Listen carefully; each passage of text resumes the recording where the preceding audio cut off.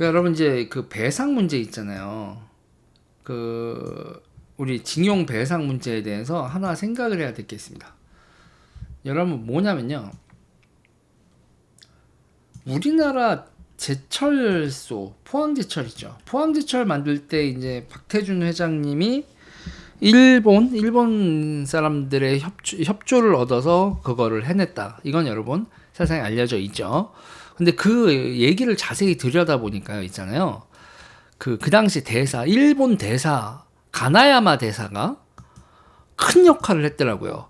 그 당시에 있잖아요. 그 당시에 일본 정치인들은 우리나라에 제철소를 지어주는 거에 대해서 절대 반대를 했던 상황이고, 그랬는데 박정희 대통령의 꿈이었죠.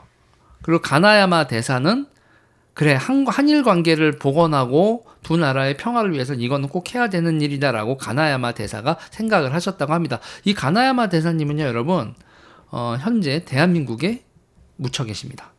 24주기인데 대한민국 제철산업의 연인 주한 일본 가나야마 대사 24기 추모 제례 이렇게 지금 대한민국 땅에 묻혀 계세요.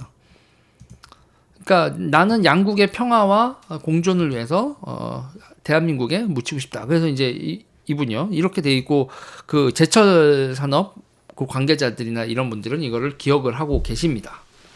이런 상황이에요. 자, 여기서 이제 그 당시에 일본 총리는 사토 에이사쿠 총리인데 사토 에이사쿠 총리는 이 제철소 건립을 반대했어요. 그랬는데 이거를 가나야마 대사가 이걸 야하타 제철소의 도움으로 그 제철소 운영의 핵심 기술을 포철이 구할 수가 있었던 거죠. 그러니까 가나야마 대사 그리고 야하타 제철소의 요시히로 회장 이 두 사람의 결단이 대한민국의 포항제철을 있게 한 겁니다. 자, 이게 왜 문제가 지금 이 얘기가 나온지 제가 조금 있으면 아시게 될 거예요. 일단 쭉 얘기를 할게요. 돈은요, 여러분. 제철소 짓는 돈은 청구권 자금을 받아서 하는 거죠. 그러니까 일본한테 청구권 자금을 받고 일본의 기술 지원으로 제철소를 만든다.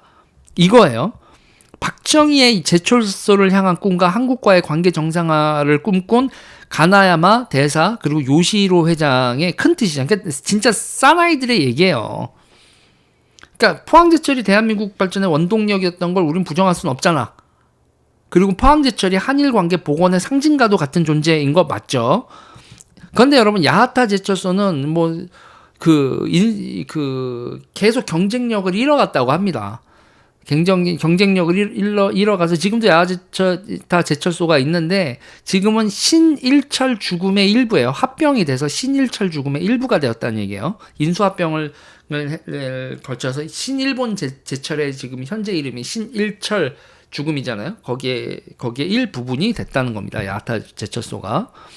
그리고 여러분 이 2010년대가 되면 2015년에 이제 피크를 치는데 신일철 죽음의 특허를 포스코가 특허권 침해를 했다고 난리가 나요. 그래서 5건의 소송이 있는데 그 중에서 포스코가 4개는 이기고 하나가 져서 3천억을 배상을 해야 되나 막 이런 얘기가 나오는 와중에 서로가 신일철 죽음하고 포스코가 서로 지분 수합을 합니다. 지분 수합을 하면서 야 우리 협력 관계를 이어가자라고 해요. 그러니까 박태준 이래로 이어오던 협력 관계를 복원했다. 그러니까 신일철 주급하고 포스코랑 뭐 특허권 문제랑 이렇게 부딪히다가 그렇게 여러분 관계를 복원하고 지분을 수합한 이유가 야 우리끼리 싸울 게 아니라 지금 유럽도 지금 지금 철강 산업 재정비하고 있고 인도도 지금 떠오르고 있고 중국이 지금 장난 아닌데 그런 데랑 경쟁하는데 우리가 협력하는 게 좋지 않겠니? 그래서 이 신일철 죽음하고 포스코는 전략적 협력 관계를 그러니까 유럽, 인도, 중국을 향한 전략적 협력 관계를 맺기 위해서 서로의 지분을 수합을 합니다. 그래서 포스코 P&R의 지분을 신일철 죽음이 그렇게 취득을 하게 되고 우호의 상징으로 수합을 하게 되는데 여기서 문제가 발생하는 거예요. 포스코 P&R 지분이 징용배상금 신일철 죽음 전범기업이야 그러면서 그 지분이 압류가 됩니다. 네, 그 지분 수합을 했었던 그 지분이 압류가 돼요.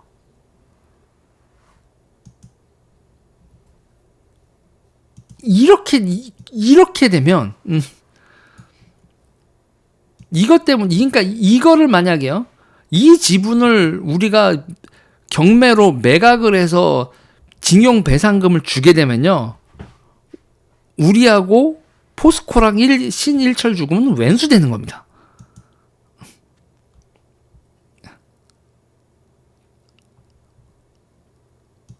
여러분 지금 이게 이해가 되는 거예요?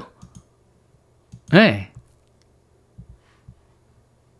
그러면요, 그래서 윤석열 정부가 이거 여러분 그렇게 처리할 수 없잖아요. 그래서 윤석열 정부가 민관 협력 기구를 통해 이꼬인 실타래를 풀려고 하죠. 그러면 여기 좌파들은 어떻게 나오냐? 같은 돈이 아니다. 1억을 이렇게 주면 안 된다. 일본 기업의 재산을 압류해서 받아내야겠다. 아니, 징용자들이 보상을 민간 협력 기구로 해서 이렇게 1억을 받는 거하고 꼭 저 포스코 지분이나 기타 등등 그거를 자산 압류해서 매각해서 그렇게 해서 1억을 받아야 되겠다. 이 고집을 부리는 건 여러분, 이 한일 관계를 파탄내겠다는 거죠.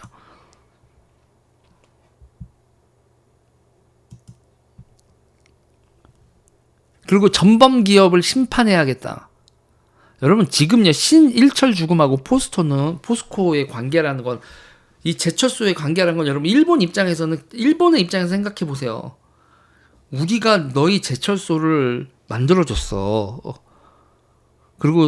그리고 전략적 협력 관계를 맺어왔고, 이 제철소는 우리와 너희의 화해를 했다라는 상징이야. 우리가 잘못한 건 맞는데 우리는 우리의 잘못을 하고 너희랑 관계 정상화하려고 우리는 정말 최선을 다한 게 제철소만큼은 최선을 다했다고. 그런데 그거를 건드려? 이게 이렇게 되는 스토리더라고.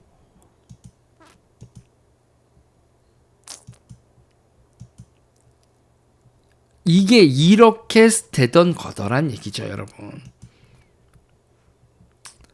그리고 여기서 이제 저는요, 박정희, 박태준, 가나야마 대사, 요시히로 회장, 이 사람들이 어떻게 박정희는 제철소가 돌아가는 있는 나라를 꿈을 꿨고, 박태준은 그걸 실현하기 위해서 자기 인생을 걸었고, 그 박정희와 박태준을 보면서 가나야마 대사하고 요시히로 회장은 자기네들의 뜨거운 그 가슴을 느끼고 이 나라랑 같이 가자라는 생각을 하고, 사토 에이사쿠는 야 하지마 반대하는데 그 일본의 총리가 반대하는데도 대사와 기타 등등이 이거 해야 됩니다. 우리한테도 좋습니다. 설득하고 뭐 하면서 결국은 한국과 일본의 오랜 동반자 관계의 시작이 되는 이 제철소 사업인데, 그리고 그거에 대해서 특허권 분쟁까지 난 것도 이렇게 전략적 제휴를 하자고 지분 수합까지 한 그거를 압류를 걸어버린다.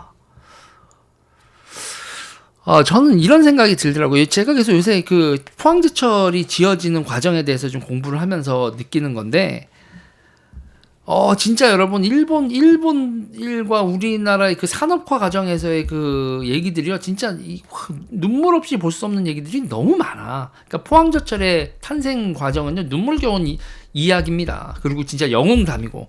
근데 이거 교과서에서 안 가르쳐.